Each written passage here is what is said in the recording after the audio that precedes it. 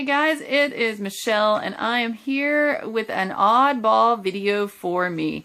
This is a poetry challenge and I was watching my YouTube subscriptions yesterday and David from Lit Journal, which he is a very fun booktuber if you've never checked him out, I'm going to link his video down below. He's very fun to watch.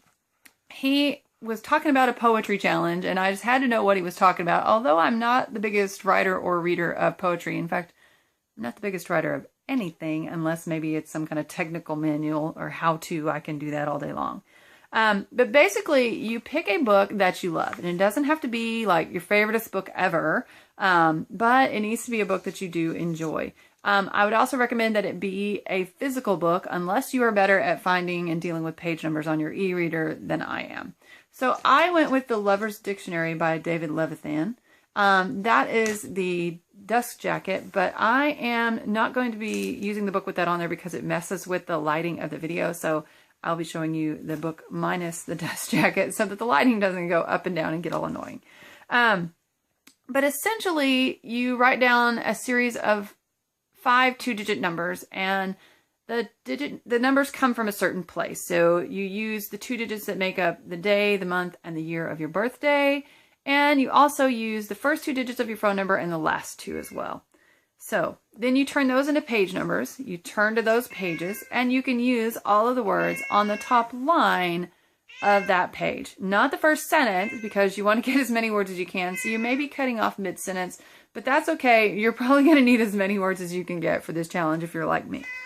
So on page 7 of The Lover's Dictionary by David Levithan, it says, I remember the first time you signed an email was sealed with a kiss. And then over on page 10, we couldn't stand the city 1 minute longer, so we walked. And then page 23, this was after Elisa's show, the reverse blackface rendition of. Page 73, at times I feel like I'm living with a 90-year-old, finding. And finally page 81. And go through your old chest of drawers where we find stale. All right, so those are the words I had to work with. Now, in David's video, he put in the comments that he recommends writing the words out and then cutting them apart on little slips of paper to make it easier to rearrange them.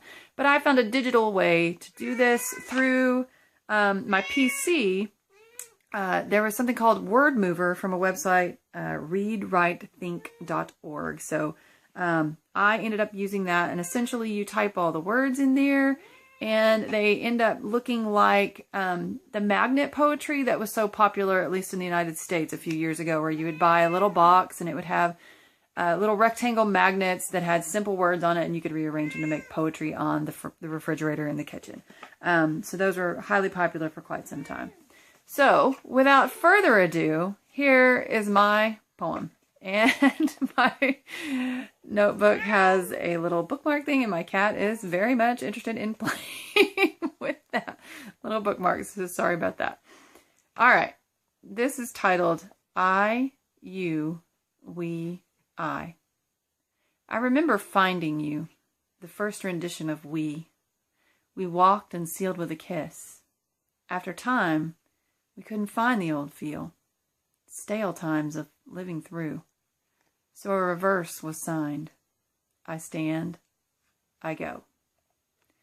So that is my meager attempt at a poem, but it was a lot of fun and I really enjoyed it, and I'm proud of myself for stepping out of my comfort zone and trying something I normally would not even want to attempt. So I am going to tag 2 people, but if you're watching, consider yourself tagged anyway. So I am going to tag Vibka from One Book, One Review, and Sue from Sue Morrow, because I think they will have fun doing this, and I would love to hear what they end up writing. So, all right, thanks for watching, guys, and happy writing.